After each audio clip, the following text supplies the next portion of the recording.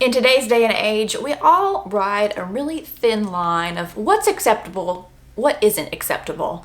And today I decided it might be fun to liven things up a bit and kind of talk about something maybe a little bit more fun. So today we are going to discuss an article called People Are Sharing 40 Things That Aren't Socially Acceptable for No Reason Whatsoever.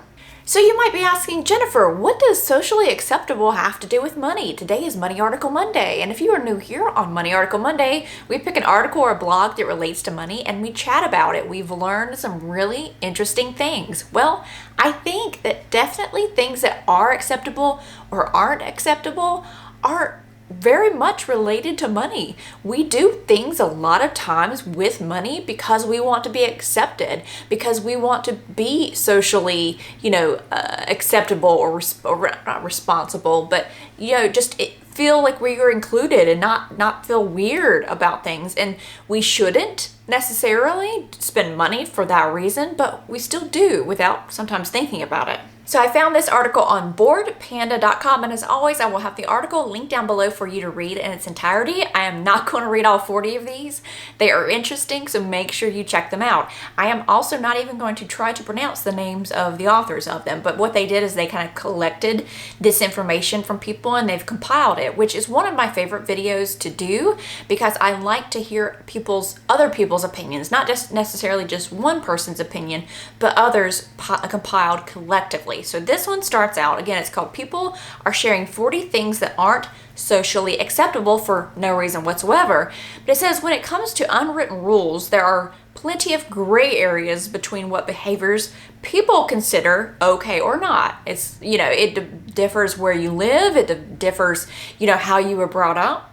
It says social norms differ between cultures. A certain act may receive sanctions or punishments with one group, but may seem normal within another. Plus, as society's understanding of norms change over time, so too does its members' perceptions of defiance. In an attempt to learn if this transformation can stall, Redditor so-and-so asked other users what is considered socially unacceptable for no reason.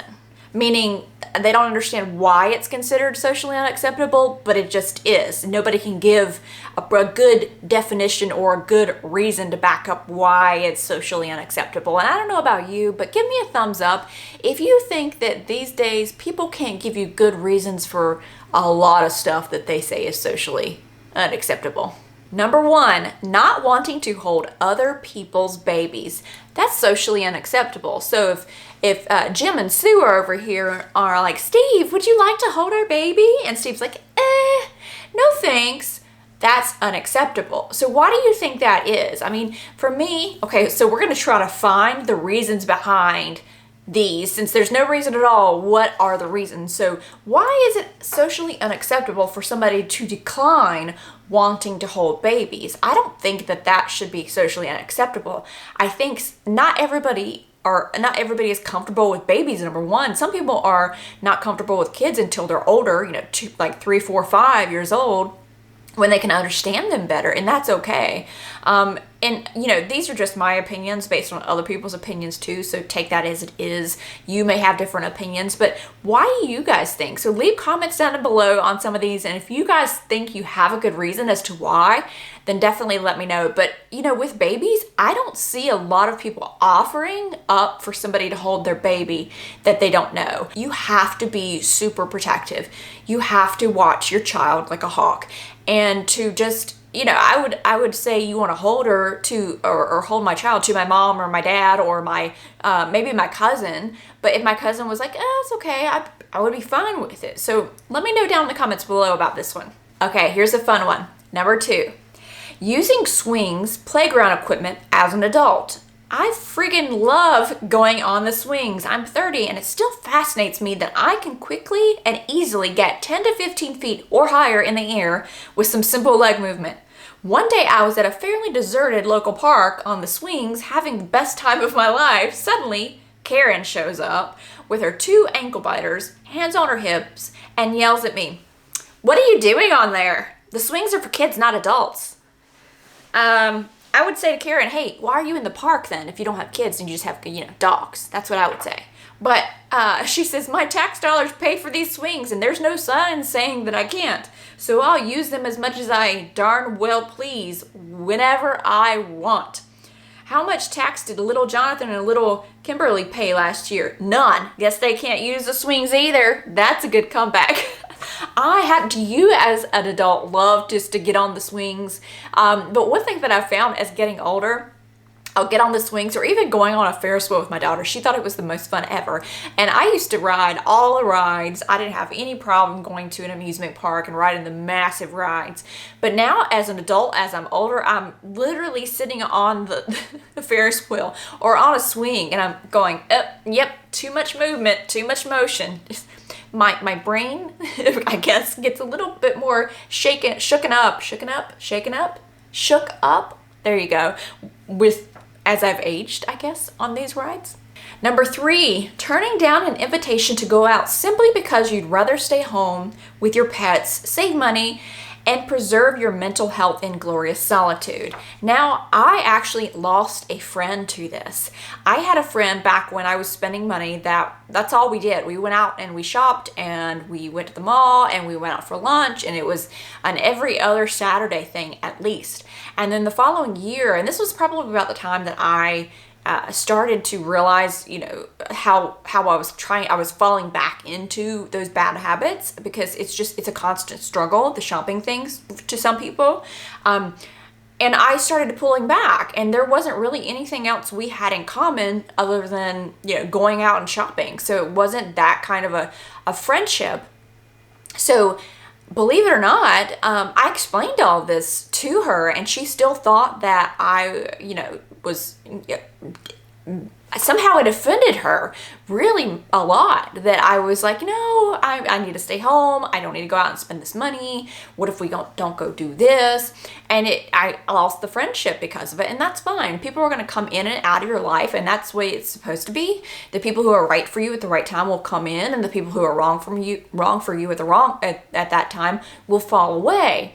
But yeah, it's so sad that somebody turning down an invitation because they'd rather stay home, save the money, not be around people who drain their energy. There's a lot of times when you just, you've had a hard week, or you just don't want to go around. You heard so-and-so is going to the party, and it's not that you don't like them, but when you go around them, I'm a big one to feel the energy of people, and I know when I'm around certain people, the drain they feel, and I know how I'm going to feel afterwards, like I need to take a nap, or that I'm, mad at everything because I pull in that negative energy that kind of exudes around those people.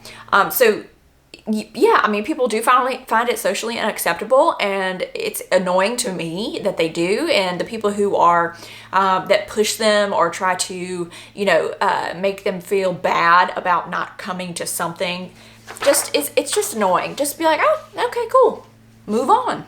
Number 5, not answering your own door. When there's like a salesman at someone's door, they won't want to answer, but they will act like no one is home and be really quiet so the person outside the door doesn't hear them.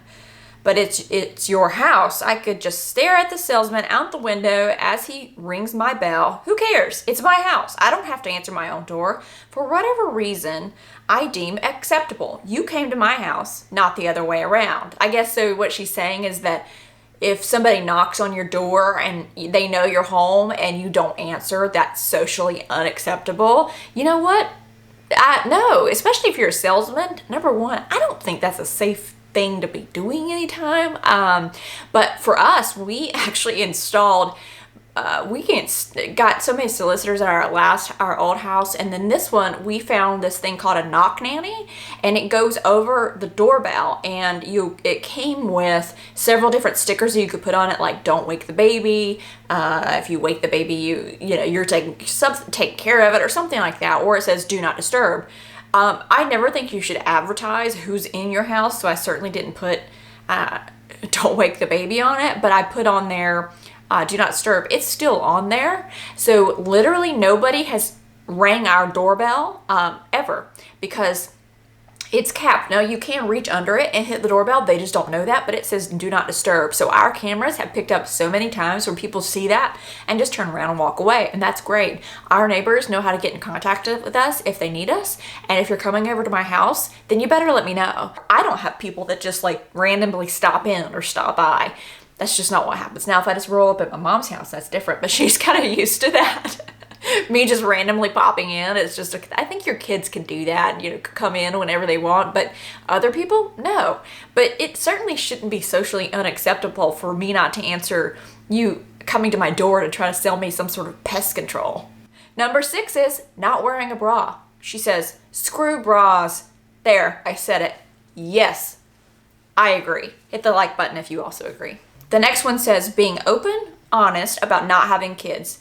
In my personal life, I have gotten more ridicule and very pointed questions bordering on disrespectful over being child-free than about any of my other opinions. Once I said I wasn't having kids, my family became obsessed with whether or not I was dating, who, and what if he wants kids? What if I meet the perfect guy, but he wants kids? Well, then I guess he's not the perfect guy for me. Simple as that. I don't want kids. And no, I don't have to give you a detailed bullet point list about why I'm not having kids, because what if I decide to do with my uterus, what I decide to do with my uterus is my own, it's none of your business.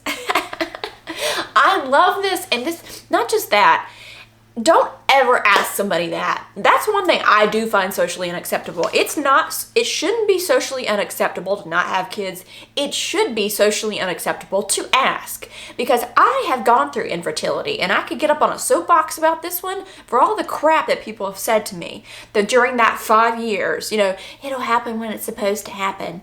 Oh, but maybe you should try this, or maybe this. Well, are you doing this? You know what? If there was a magic fix, I'm sure I would have found it in my hours and hours of obsessing, crying, and Googling at this point.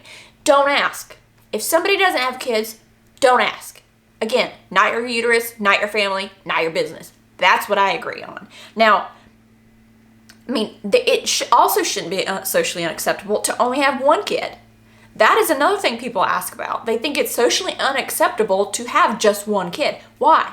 In my case, I can't actually have another one. It's not possible. So what you're doing, if you ask me that, if we're going to have another one, is you're just hurting me more that you don't realize. Just as you are if you're asking somebody who's been trying and hasn't been able to go through it, is going through infertility. It is painful, let me tell you.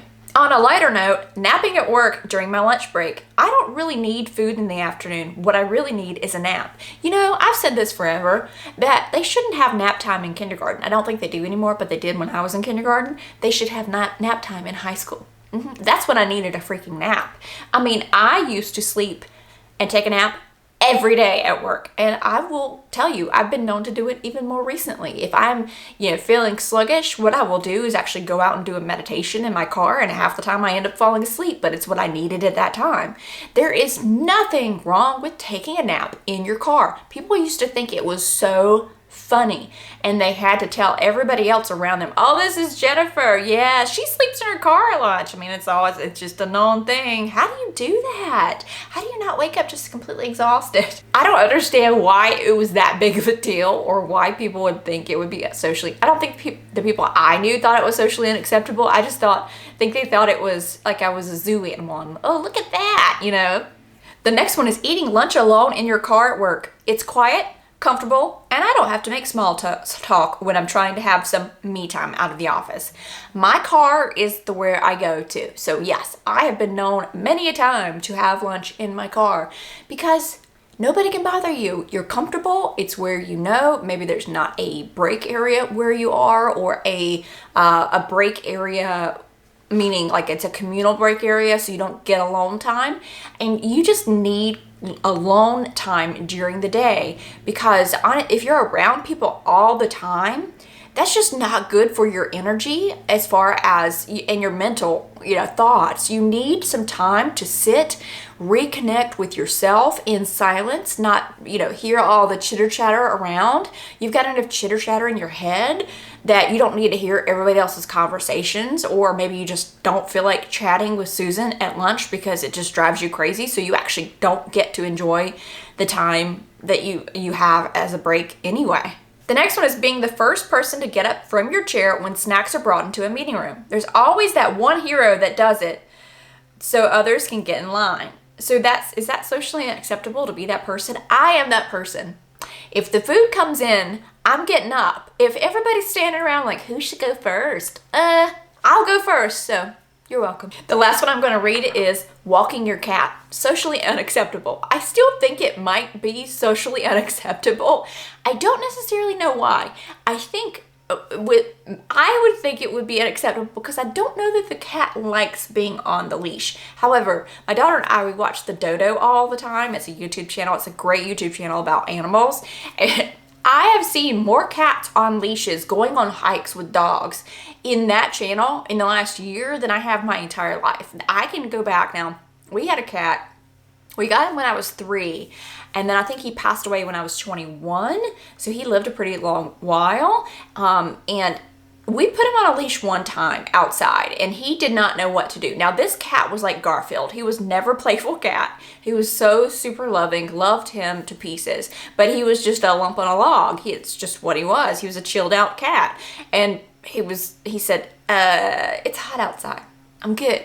Can I go back in the air conditioning now? And you can take off whatever strap thing this situation is. So tell me down below, is there something that you know of that you think people believe is socially unacceptable, but there's really no reason or theory as to why that is?